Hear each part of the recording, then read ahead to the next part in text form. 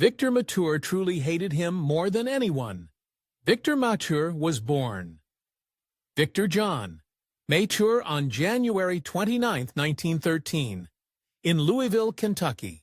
Victor John Mature grew up in a working-class family.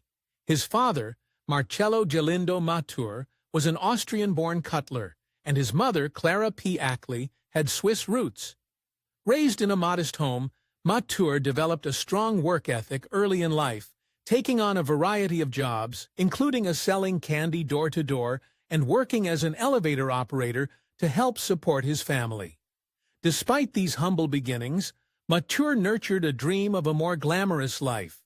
After a short stint at the Kentucky Military Institute and a series of odd jobs in Chicago, he decided to move west to California, hoping to pursue acting.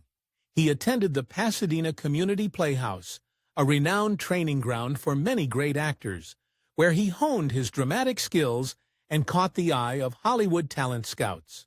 Victor Mature's film career began in earnest in the late 1930s, but it was in the 1940s and 1950s that he truly became a household name. He gained early fame for his role in 1000 BC, 1940, in which his strong physical presence and expressive features made him a standout. His performance, despite the film's limited dialogue, demonstrated his ability to command attention and portray strength and vulnerability simultaneously. During World War, Mature interrupted his flourishing career to serve his country.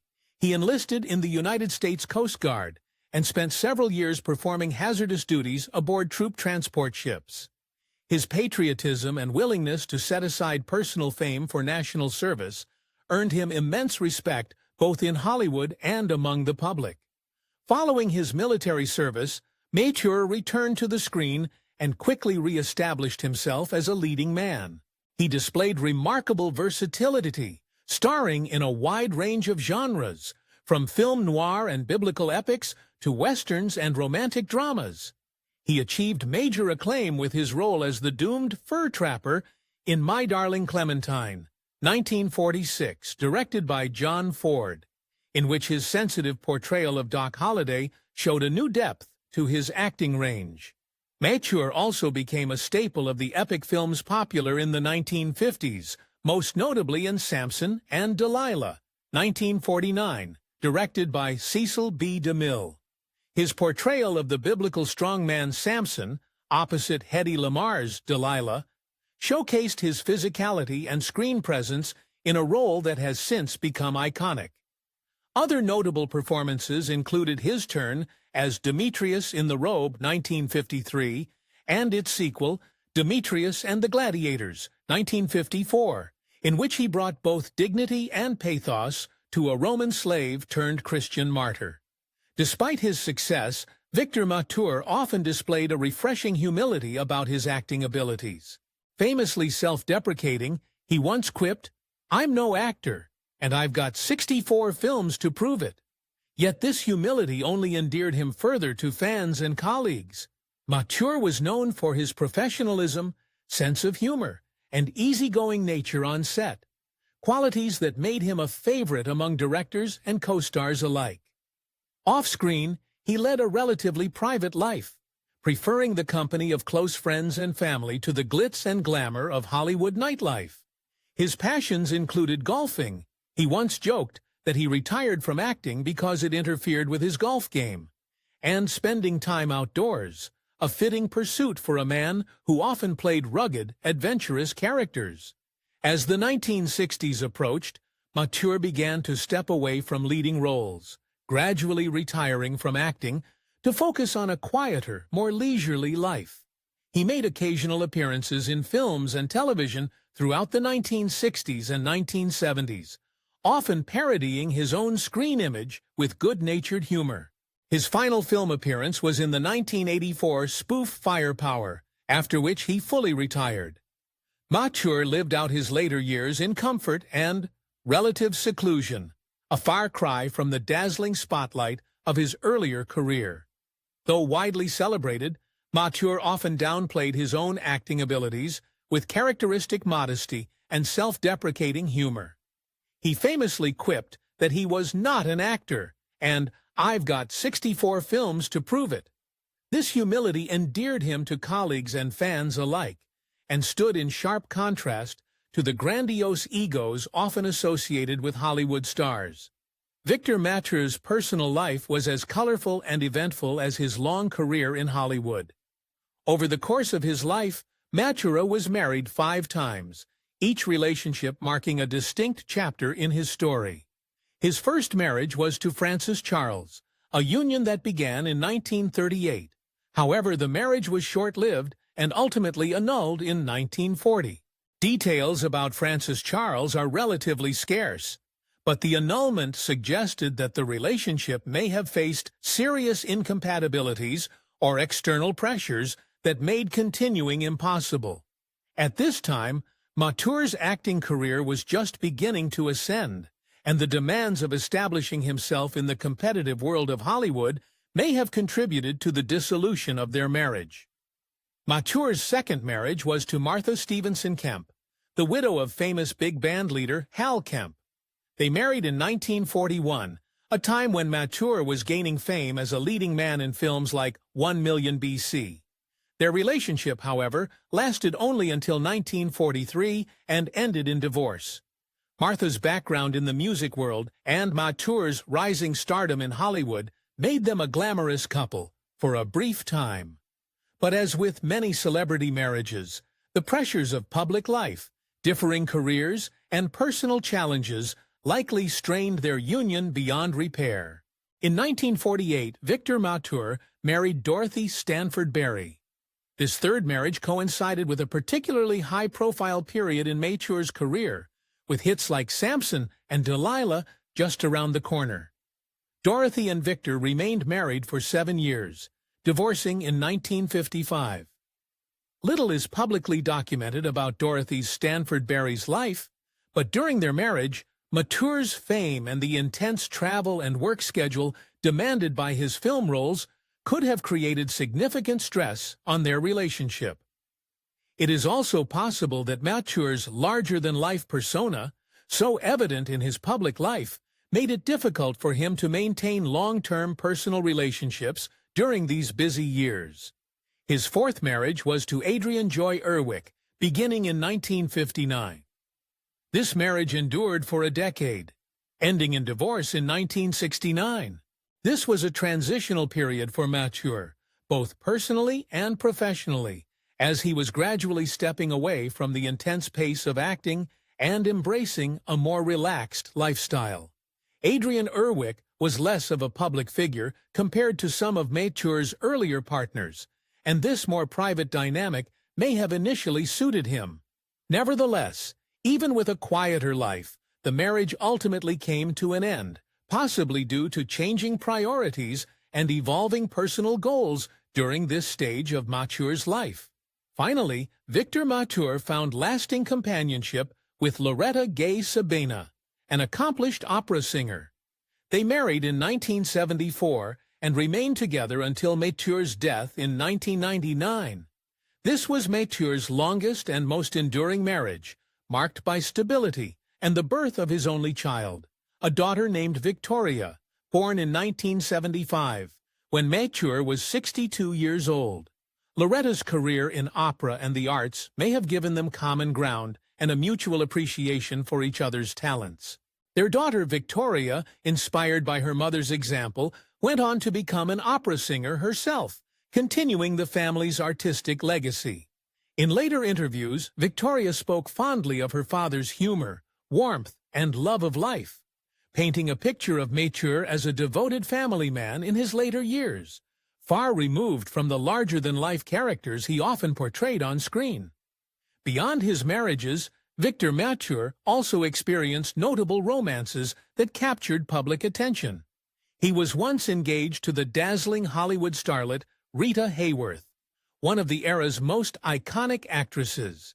Their relationship was serious enough to lead to an engagement, but Hayworth ultimately broke it off and married famed director Orson Welles instead.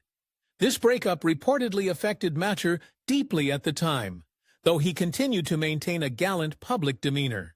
Mature was also engaged to actress Anne Shirley, another bright light of the 1930s and 1940s cinema. Although their engagement too did not culminate in marriage, it reflected Mature's position within the golden social circles of Hollywood's elite during his prime. Victor Mature, the rugged and charismatic star of classic films like Samson and Delilah and My Darling Clementine, was known throughout Hollywood for his easygoing nature, self-deprecating humor, and general lack of pretension. Unlike many of his contemporaries who took themselves very seriously, Mature often joked about his own acting abilities, famously quipping, "I'm not an actor, and I've got 64 pictures to prove it."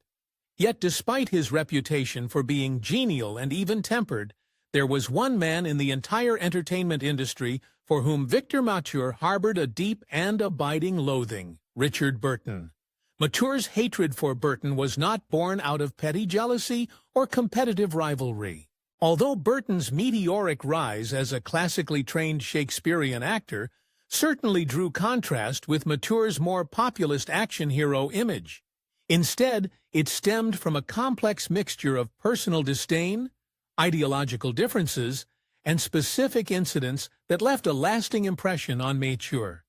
Mature viewed Burton as the epitome of everything he disliked about Hollywood's new, serious acting crowd of the 1950s and 1960s. Self-important, grandiose, and dismissive of the kind of entertainment Mature believed the average moviegoer truly wanted. The seeds of Mature's animosity toward Burton were planted during the production of The Robe, 1953, the first film ever released in the widescreen CinemaScope format. Burton played the tortured Roman tribune Marcellus Gallio, while Mature starred as Demetrius, the converted slave. Though the film was a commercial success and widely praised, the relationship between the two men was icy at best. Burton, at the height of his intellectual arrogance, reportedly looked down on Mature, treating him as little more than a pretty face. A model-turned-actor whose limited range and lack of formal training were beneath contempt. Burton made little effort to hide his disdain, mocking Mature's acting style behind his back and, on more than one occasion, delivering sarcastic barbs about Mature's muscular physique being his only real talent. For Mature, who had fought hard to build a respectable career without the benefit of prestigious drama schools or a background in Shakespearean theater, Burton's sneering attitude was not just insulting. It was a slap in the face to everything he stood for. Mature believed that acting was about connecting with an audience, entertaining them, moving them emotionally, and telling stories in a way that resonated with everyday people, not about showing off one's ability to reclaim iambic pentameter or deliver tortured monologues. To him, Burton symbolized a dangerous trend in Hollywood toward elitism, pretension, and the alienation of ordinary viewers. Their off-screen interactions only deepened Mature's contempt. Burton, who was notoriously heavy drinking, would often arrive on set either hungover or still somewhat drunk, slurring his lines or delaying filming. While Mature himself enjoyed a drink from time to time, he prided himself on being professional when it came to work. He saw Burton's behavior as not only disrespectful to the cast and crew, but also an affront to the basic standards of professionalism. To Mature, a man's word, work ethic, and demeanor mattered more than any critical acclaim or number of awards. Adding fuel to the fire was Burton's tempestuous relationship with actress Elizabeth Taylor, which Mature viewed with open disgust. The scandalous headline-grabbing affair, which blossomed during the filming of Cleopatra, and eventually led to Burton and Taylor's highly publicized marriages and divorces, epitomized to Mature the kind of vanity, narcissism, and moral decline that he believed was infecting Hollywood. Mature, who lived relatively modestly despite his fame and preferred spending time on the golf course to hobnobbing at wild parties, saw Burton's lifestyle as reckless and vulgar, a betrayal of the dignity he felt actors owed their profession. In later years, even as Burton's career waxed and waned and his personal demons grew more apparent, Mature's disdain did not soften. When asked in interviews about certain actors he had worked with, Mature would sometimes make veiled comments about actors who thought the world should revolve around their genius, or those who never left the stage behind them. Clear nods to Burton without naming him directly. Privately, among friends, Mature was more blunt, reportedly describing Burton as an arrogant blowhard and the worst kind of phony, a drunk who thought he was Aristotle. Victor Mature was not a man who carried many grudges. He was famous for walking away from Hollywood at the height of his fame, retiring comfortably to play golf, sail, and enjoy his personal life without regrets. Yet Richard Burton remained the one figure who could draw from him real anger even decades later. In a town filled with fleeting friendships and rivalries that usually faded with time, Mature's animosity toward Burton stood out as unusually deep and enduring, a reminder that even the most laid-back man could find someone truly unbearable. Victor Mature passed away on August 4, 1919, after a long battle with leukemia. He died peacefully at his home in Rancho Santa Fe, California, a quiet and affluent community near San Diego where he had lived for many years during his retirement. Mature was 86 years old at the time of his death. Despite having enjoyed a long and prosperous career in Hollywood, in his later years he had largely withdrawn from the spotlight, preferring a life of privacy and leisure, including playing golf and spending time with friends. His passing marked the end of an era for fans who remembered him as one of the great leading men of classic Hollywood cinema, known for his rugged good looks, distinctive voice, and memorable performances in a wide range of roles, from biblical epics to noir thrillers. Following his death, Mature's body was transported back to his birthplace of Louisville, Kentucky, a city he had always maintained strong emotional ties to throughout his life. He was laid to rest in the Mature family plot at St. Michael's Cemetery, a historic Catholic cemetery located in the city. His grave is notably marked by a striking replica of the Angel of Grief, a famous 19th-century sculpture originally created by artist William Wetmore Story as a tribute to his wife. The monument, depicting a weeping angel collapsed in sorrow over a tomb, is a poignant and moving symbol of loss and remembrance. Its presence at Mature's gravesite reflects not only the grief of his family and admirers, but also adds a timeless and artistic beauty to his final resting place. The sculpture's somber elegance serves as a powerful tribute to Mature's enduring legacy, his family's devotion, and the deep sense of affection felt by those who knew him personally or admired him from afar. In recognition of his lasting contributions to the motion picture industry, Victor Mature was honored with a star on the prestigious Hollywood Walk of Fame. His star is located at 6780 Hollywood Boulevard, a prime spot in the heart of Hollywood, where millions of visitors pass by every year. The Walk of Fame is reserved for individuals who have made significant impacts in the fields of film, television, music, radio, and live performance. And Mature's inclusion among its honorees affirms his importance in cinematic history.